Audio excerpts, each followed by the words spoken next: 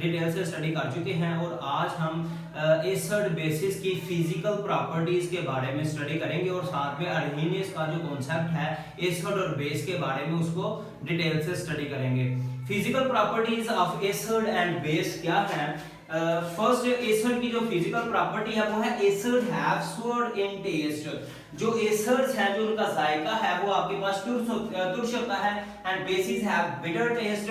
जो बेस का जो जायका होता है वो आपके पास बिटर टेस्ट होता है, दैट इज कड़वा एंड फील स्लिपरी। और आपको जब आप उसे पकड़ते हैं तो आपको फिसलन महसूस होती है।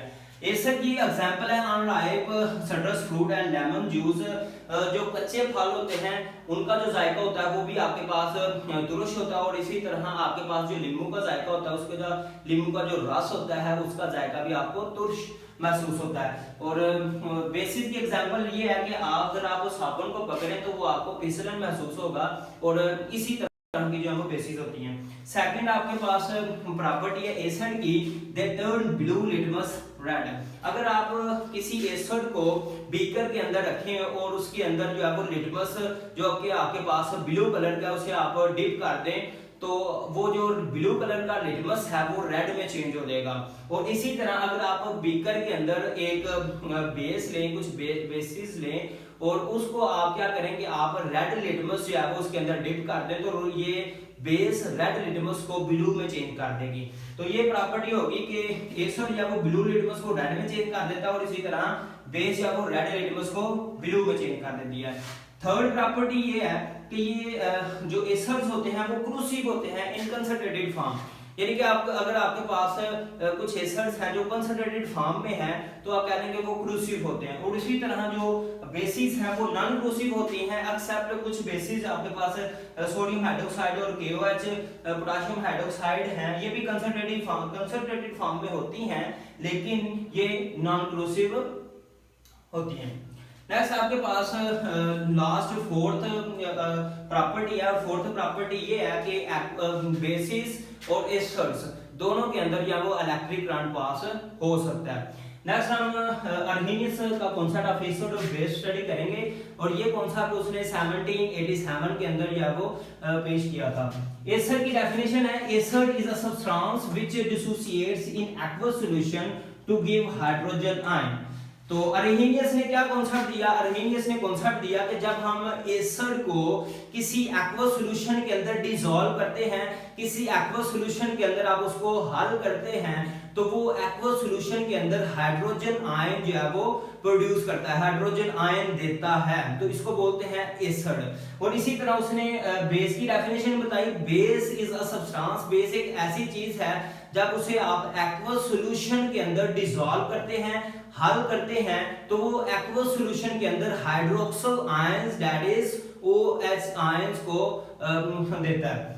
इसका जो जनरल रिएक्शन है, चलें एसिड क्या करता है, हाइड्रोजन आयन देता है एक्वस सॉल्यूशन में और बेस क्या करता है, हाइड्रोक्सिल आयन जो है एक्वस सॉल्यूशन के अंदर देता है। एक्वस सॉल्यूशन क्या है?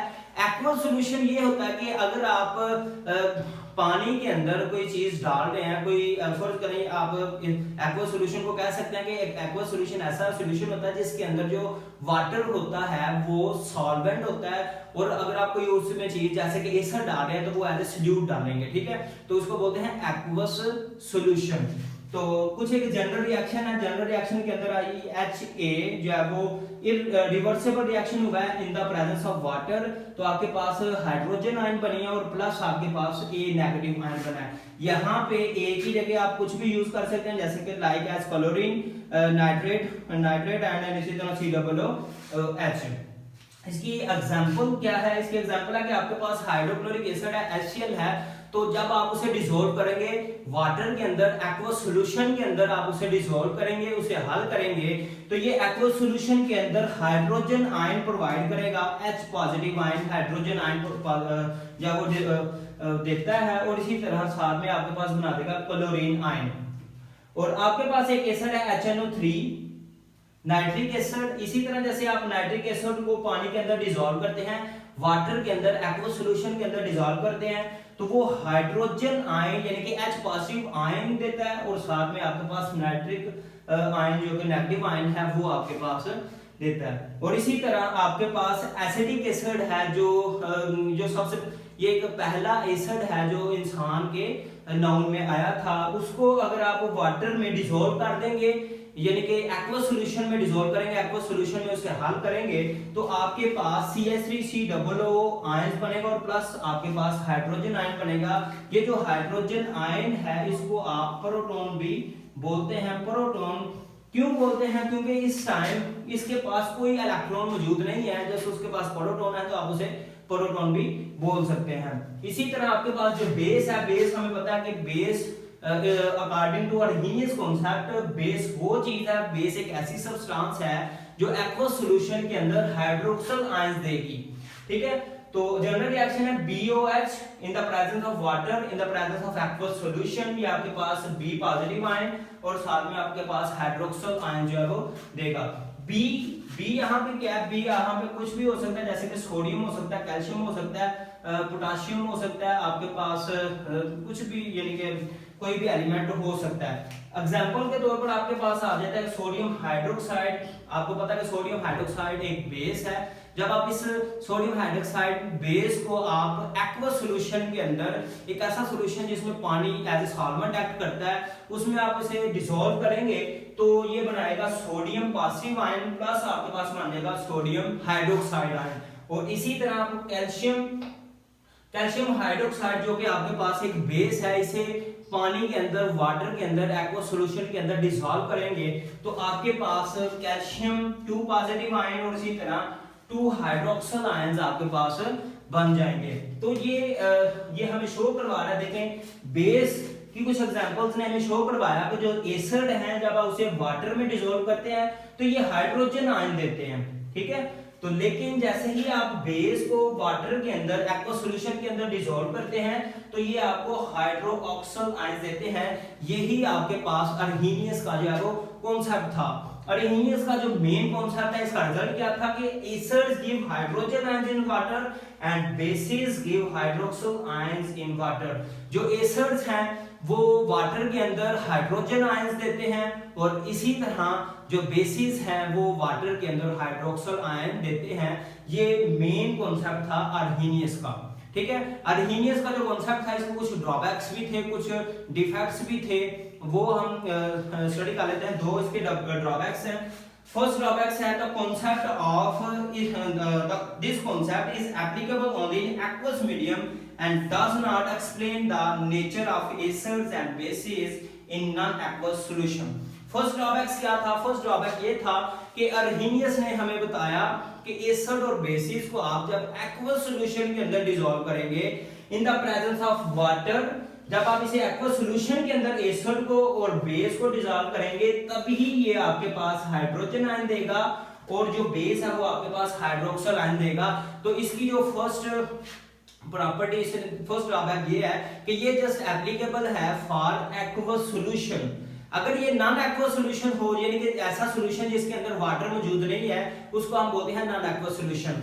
तो अगर आप एसिड और बेस को as a non aqueous solution act करवाएंगे, यानी कि उसे उस सॉल्यूशन में डालेंगे जिसमें वाटर नहीं है, तो वो कह रहा है कि वो हाइड्रोजन और हाइड्रोक्सल आयंस नहीं देगा। तो that means it is not applicable for non aqueous solution, it is only applicable for aqueous solution. तो ये फर्स्ट ड्रॉबैक था।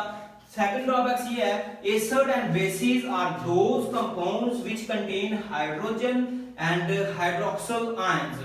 It cannot explain compounds like carbon dioxide and NH3 etc which are acid and base respectively। तो अर्हीनियस का जो concept था, अर्हीनियस ने concept दिया कि वो एसिड्स और बेसिस, वो एसिड और बेसिस जो कि आपके पास जिसमें हाइड्रोजन और हाइड्रोक्सल आयंस मौजूद होते हैं, यानी कि वो तमाम एसिड और बेस जिसमें हाइड्रोजन और हाइड्रोक्सल आयंस मौजूद हैं, वो आपके पास हाइड्रोजन और हाइड्रोक्सल आयंस दे सकते हैं एक्वस सॉल्यूशन के अंदर। लेकिन ऐसे कंपाउंड्स जिसके अंदर हाइड्रोजन और हाइड्रोक्सल आयंस मौजूद ही नहीं है, तो वो किस तरह आपको हाइड्रोजन और हाइड्रोक्सल आयंस दे सकते हैं एक्वस सॉल्यूशन में? तो इसका एक और ड्रॉबैक ये है कि कुछ आपके पास कंपाउंड्स हैं लाइक कार्बन डाइऑक्साइड और NH3। कार्बन डाइऑक्साइड आपके पास एसिड है और NH3 आपके पास बेस है। देखिए कार्बन डाइऑक्साइड के पास हाइड्रोजन आयन मौजूद होना चाहिए था, लेकिन यहाँ पे इसके पास हाइड्रोजन आयन मौजूद नहीं है, तो ये भी एक ड्रॉबैक है।